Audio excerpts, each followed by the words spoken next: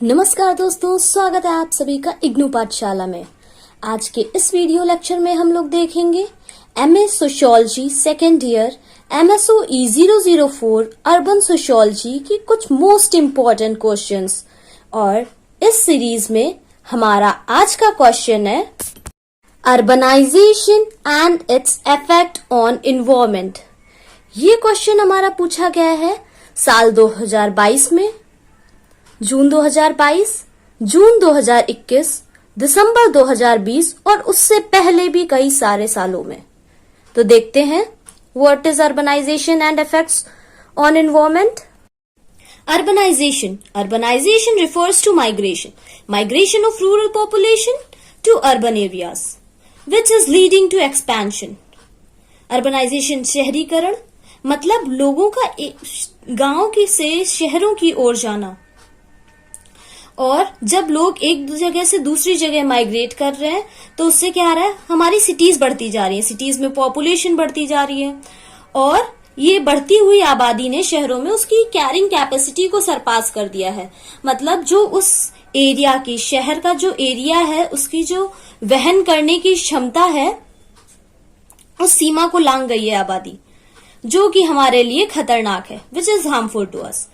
United Nations के अनुसार विश्व की 55% आबादी शहरों में रहती है और 2050 तक 68% आबादी शहरों में रहने लगेगी।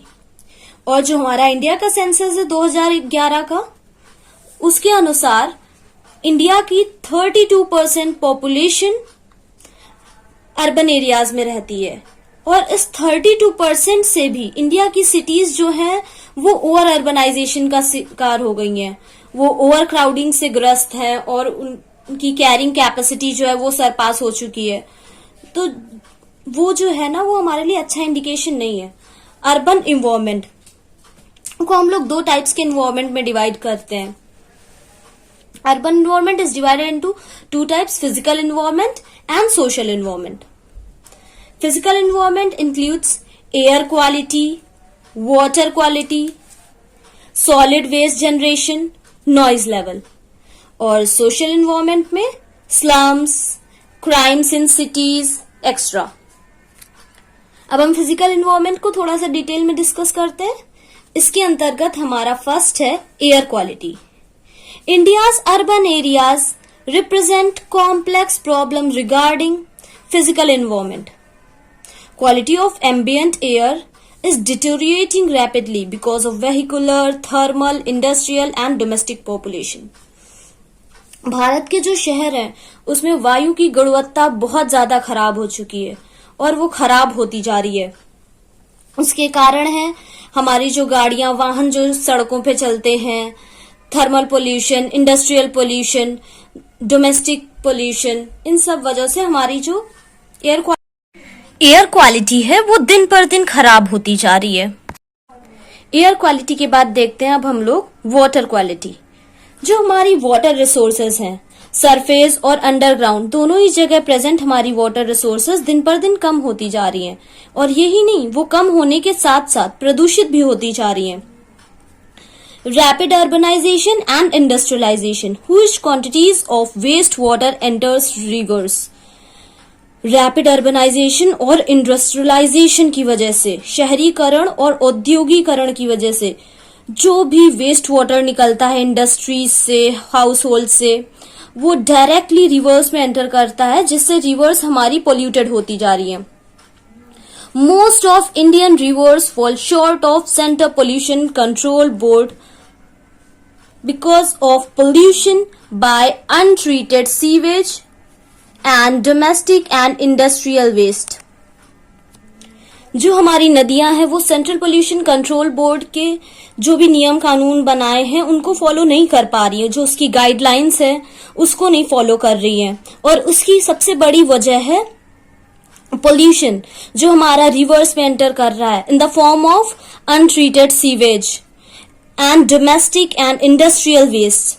जो हमारा अनट्रीटेड सीवेज जो निकलता है घरों से सीवेज उसको हम बिना ही ट्रीट किए रिवर्स में छोड़ देते हैं। जो हमारा इंडस्ट्रियल वेस्ट निकलता है उसको भी हम यूं नदियों में जाने देते हैं, जिसकी वजह से हमारा रिवर वाटर बहुत ज्यादा पोल्यूटेड हो चुका है और हमारी फ्रेश वाटर रिसोर्सेज जो है वो दिन पर दिन कम पड़ती जा रही हैं।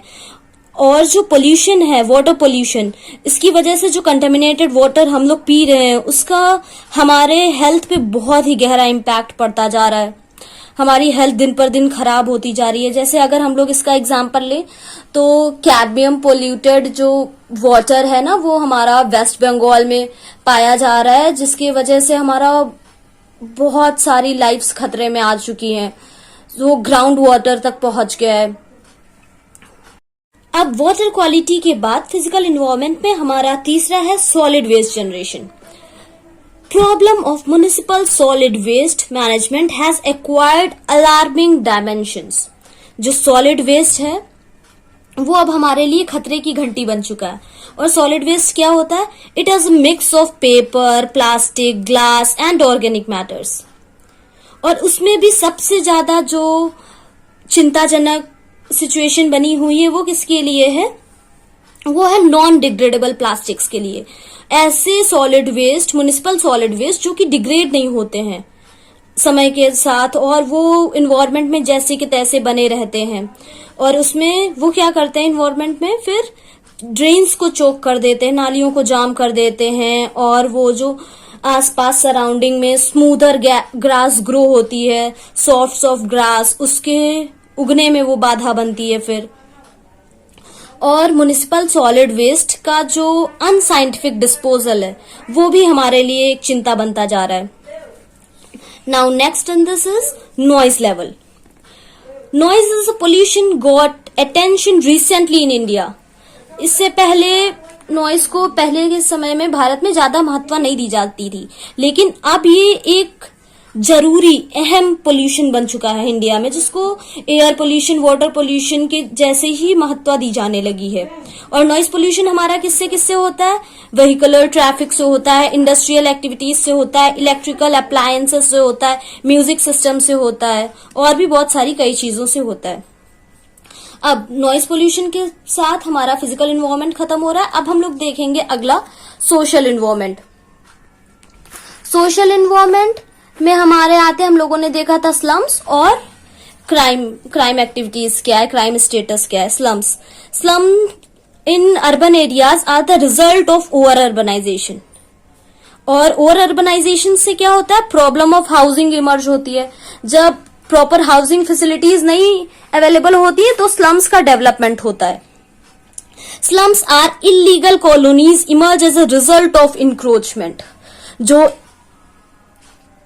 लोग गांव से शहरों की ओर आते हैं, गरीब लोग जिनको रहने के लिए घर नहीं मिलता है, तो वो इंक्रोच करते हैं शहर का एरिया और फिर छप्पर डाल के उसमें रहने लगते हैं या तंबू गाड़ के रहने लगते हैं, टेम्परेरी घर अपना बना लेते हैं। और ऐसे करते करते बहुत सारी वो कॉलोनीज बन जाती हैं जो इलीगली ऑक्युपाई की जाती हैं लोगों के द्वारा। ये लोग रहने के लिए जगह तो इलीगली ऑक्युपाई कर लेते हैं, लेकिन जो स्लम ड्वेलर्स होते हैं वो बहुत सारी परेशानियां फेस करते हैं। They lack even the basic facilities. और बेसिक फैसिलिटीज में वो क्या क्या नहीं पाते हैं, जैसे कि वाटर सप्लाई की कमी रहती है उनके पास, इलेक्ट्रिसिटी सप्लाई की कमी रहती है, सीवेज सिस्टम नहीं होता है उन लोगों के पास, टॉयलेट फैसिलिटी एब्सेंट रहती है। वो लोग ओपन डिफिकेशन प्रैक्टिस करते हैं रेलवे लाइंस में या नियर बाय एरियाज में, पार्क साइड में। और इससे क्या होता है, वो अनहाइजेनिक कॉलोनीज के रूप में डेवलप हो जाती हैं और उससे वो सेंटर ऑफ कम्युनिकेबल डिसीजेस बन जाती हैं। जब वो डिसीज बनती हैं और फिर वो गरीबी को जन्म देती हैं और उससे क्या होता है, वो क्राइम हब्स बन जाते हैं वो जगह, क्योंकि लोगों के पास पैसे की कमी होती है, रोजगार की कमी होती है, वो बीमारियों से ग्रस्त होते हैं, उनके पास बेसिक फैसिलिटीज नहीं अवेलेबल होती हैं, तो उनके पास पैसा अर्न करने का और अपनी समस्याओं को हल करने का सिर्फ एक ही साधन बचता है, वो है क्राइम। उससे क्या होता है, फिर ये लोग बिजली चोरी करते हैं, पानी चोरी करते हैं